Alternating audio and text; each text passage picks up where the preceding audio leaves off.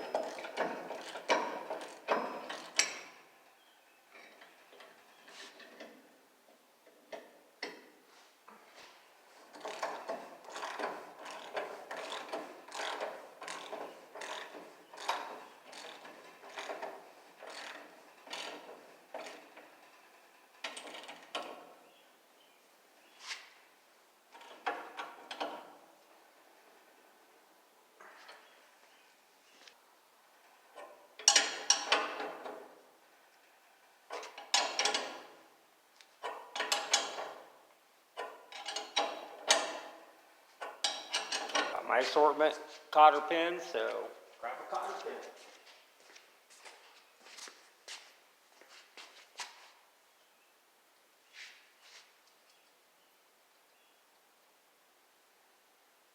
Hit the bottom one now.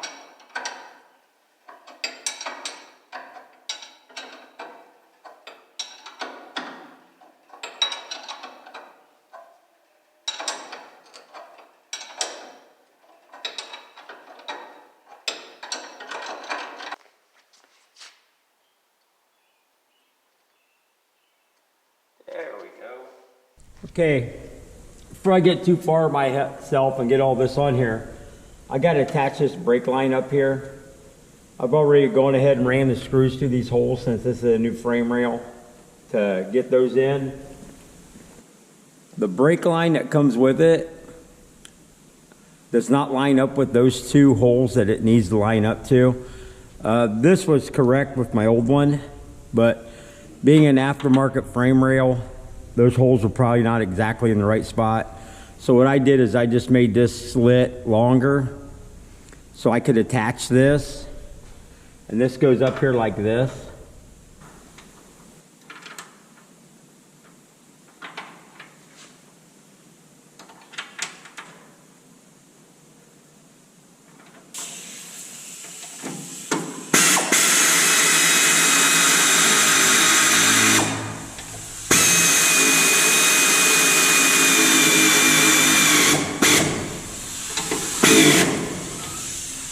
Like that. This brake hose comes down and around and goes under. So I got that in place. Now I can start building this out. Okay, next we're going to put on the dust shield. And like I said, there's a cork gasket. It goes on here. Something like that. Your dust shield can only go on one way with your caliper. Got your retaining ring, and the retaining ring will only go on one way.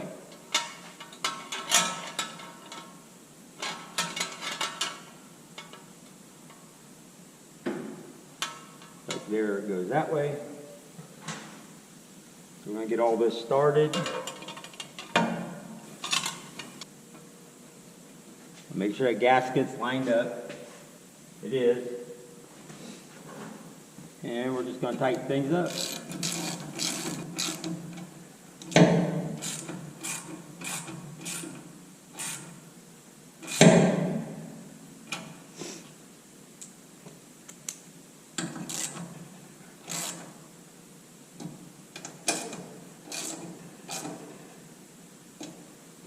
There you go. On. Okay, next I'm going to put the shock in. And you have to put the shock through the bracket first because you can't get it in there afterwards.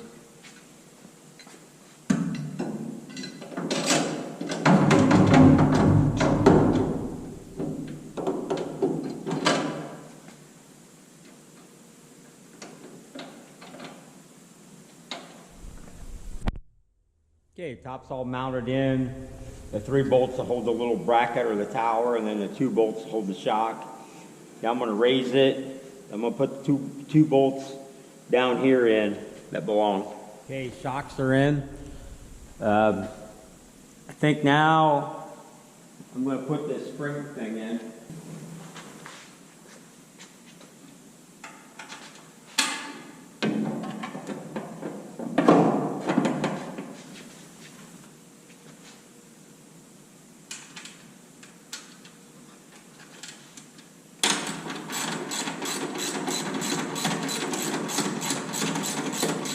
Got that upper panel in for the bump stops. That's done, both sides.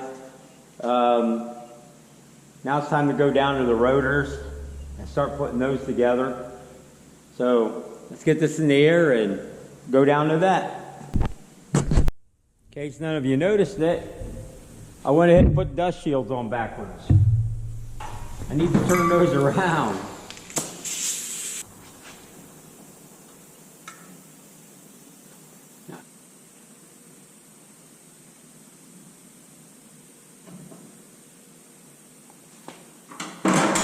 Okay, now we got the shield on the correct way. We can put the rotor on. See, I've got it all greased up.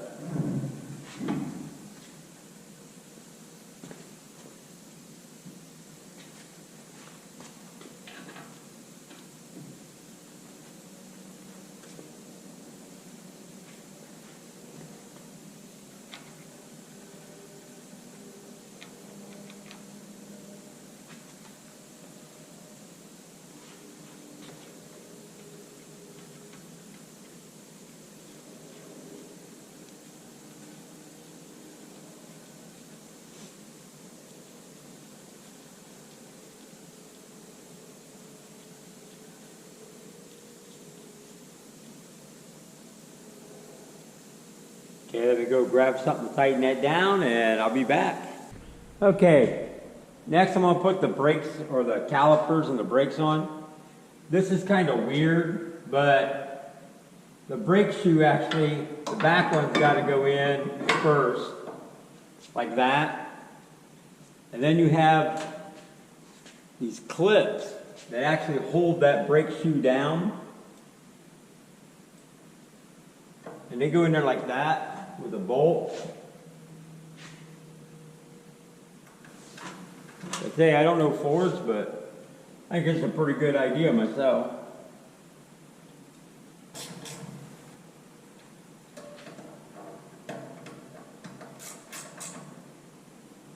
Now hold that back brake shoe in. Pretty crazy, but that's the way it works. Then we'll get the caliper on there next. I got my brake shoe in it. The guard has got to go on there. What you're going to do is take it,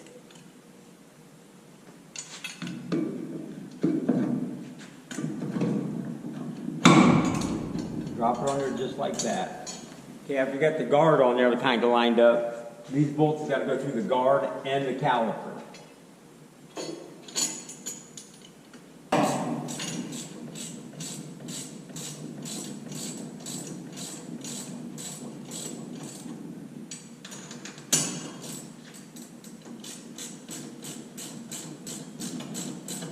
Brake line, just the bolt, a couple banjo washers.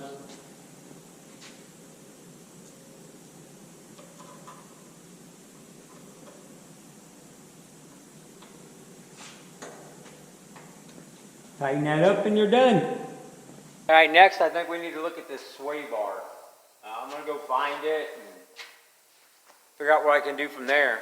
Well, looking at everything, these are going to need to be modified. There's no way these are going to bolt in the existing holes up there.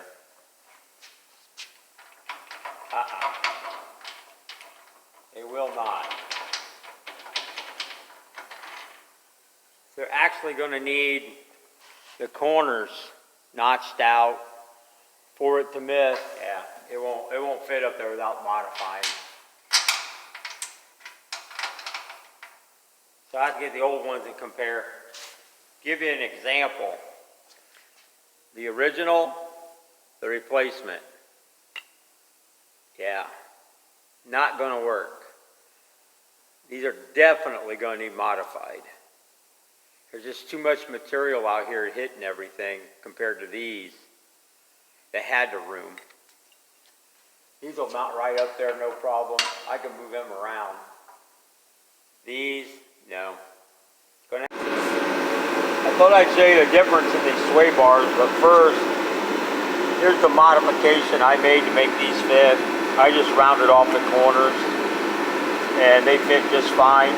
But here's the new sway bar. Here's the old one.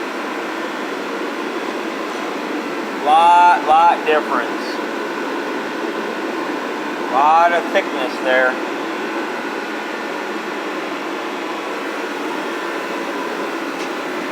But it won't take long to get this in, so let's get started.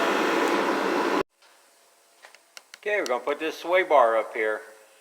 Basically, there's 2 bolts on each side to hold that sway bar up, besides the end links. But I'm going to try to put that up by myself. It'd probably be ahead to have a stand here, but let's try it.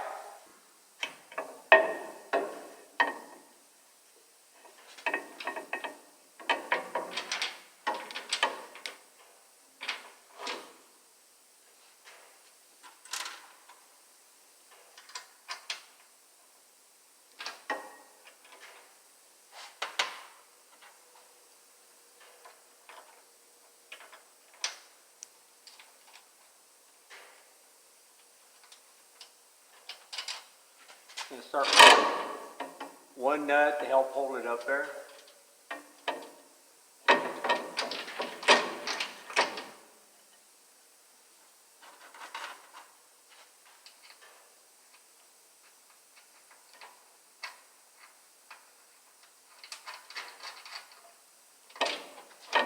There we go. 1 nut on each side.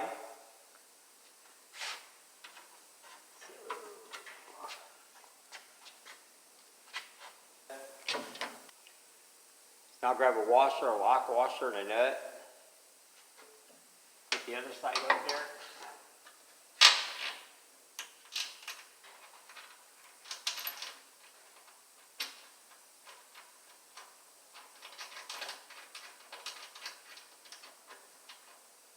Get started. I'll take this nut off. Put my washers on it.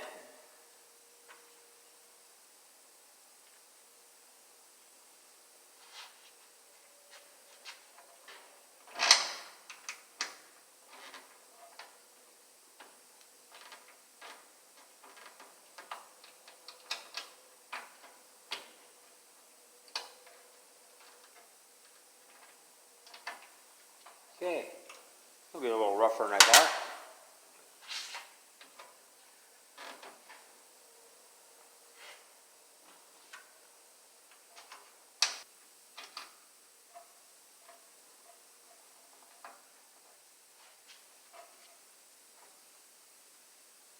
All right, got them all started, so now I'm going to tighten these up. I did grease the inside of the rubber, so this bar would pivot a little easier right now. But there are grease inserts to actually grease them up on the outside too. But right now, let's get these tightened up.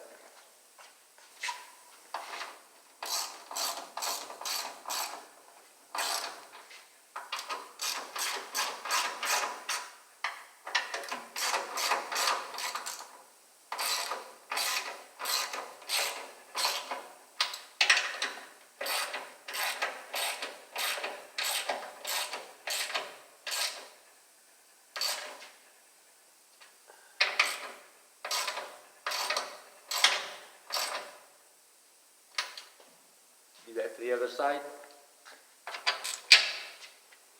Here we go. Bar still moves pretty easily.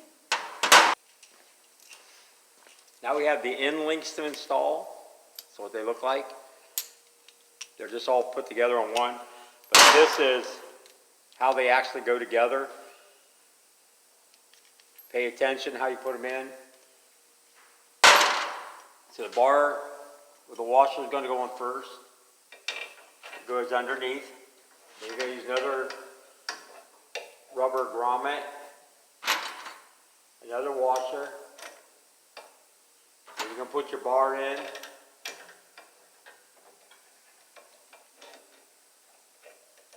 Then you're going to put another washer, another rubber grommet. This went up towards it.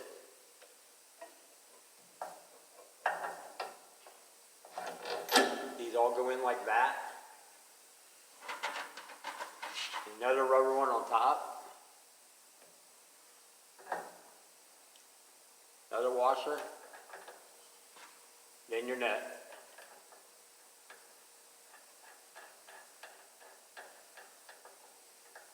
And we will tighten those up. I'll show you here on the other side.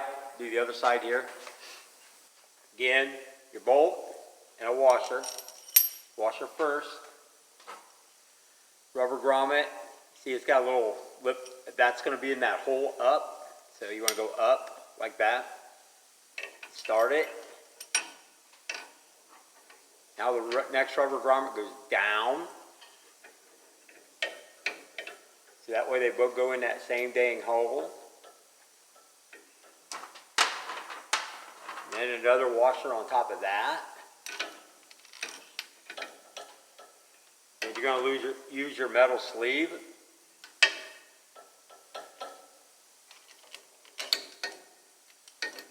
Touch. And you're going to do another washer on top of your metal sleeve. And it's cupped. And the rubber again. This one's up. You go inside there. Push it up there. The rubber one on top. Notice how the metal goes in between the rubber, both here and up there. Another washer, then your nut.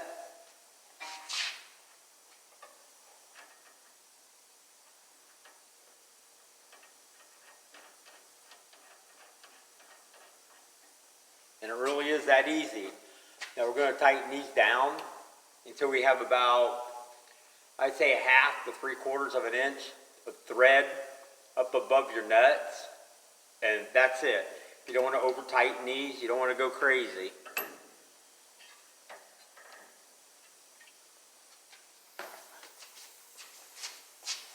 I'm going to make quick work of it. I'm going to use the air ratchet.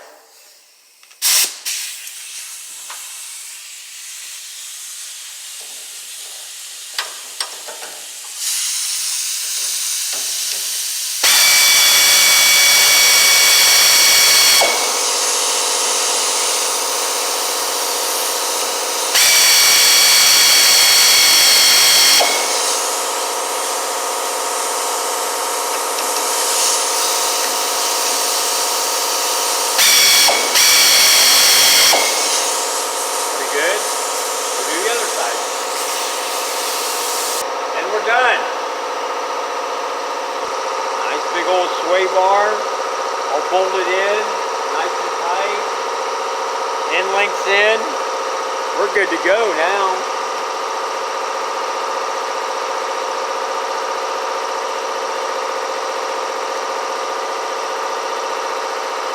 Get them all in there. Over there. Big old bar. When I grease the front end, I'll grease those too. That'll be a while yet. Wow, I'm pretty happy with that progress. All the suspension in the front's done now. I think my next thing will be possibly getting some brake lines ran and leave this open so I can stand in here when I'm doing that kind of stuff instead of leaning over the fenders here. I think it'd make it easier on me. I don't know if it would or not. You know, get the booster in. I still have to decide what I'm going to do about my booster. My understanding is I have like a Midland Ross band booster that is supposed to be kind of rare and expensive to replace or even have rebuilt. I don't think it's good because it has some rust and stuff, but it might be, but I don't want to go through all the hassle of putting it in and finding out it doesn't work. I'd really like to have it rebuilt, fixed, or replaced before I did that. Just makes sense to me. But I know, like the gas pedal, all that stuff, the linkage has to go in there because I don't think you can get it in there once the motor's in here. I'm sure you can. There's got to be a way to fish it in there. But stuff like that, I'd really like to get everything done that I can in this engine area before I put my tie rods and everything through the center and kind of take up space for me to stand. But you know what, like I say, that went really smooth. I was able to find a local shop to turn my rotors, which is kind of funny. Our auto parts store in my town, we have several. I went to O'Reilly's, who advertised they turn rotors, and they told me their machine's been broke for 3 years and corporate won't refix it or replace it, and they can't turn them. Huh, what the hell? That's crazy. So I stopped at the other parts store, Advance Auto, who told me they don't turn rotors. They never have. And I'm like, okay. So the next parts store was Napa. Napa doesn't turn rotors in my town. They don't even send them to anyone. They just don't do rotors anymore, which is kind of stupid because my rotors were new. They had pitting in them though, and I didn't want to buy $100+ rotors a piece when I could have these turned because they were new. And one of the local repair shops in my town, which is basically 1.5 miles down the road from me, I've never been there before. I stopped, and that guy's like, sure, I can turn your rotors. $25 a piece. $50 to turn both my new rotors. I thought, that is cheap. And he told me, he goes, you bring them in today, I'll have them done today. He had them done in 2 hours. And I was able to pick them up, which, fantastic, you know. How can you not beat that? So at least now I know someone that will turn rotors if I ever have them again. But hey, if you've enjoyed my video, please consider subscribing, like it, share it. Thanks for watching. Later.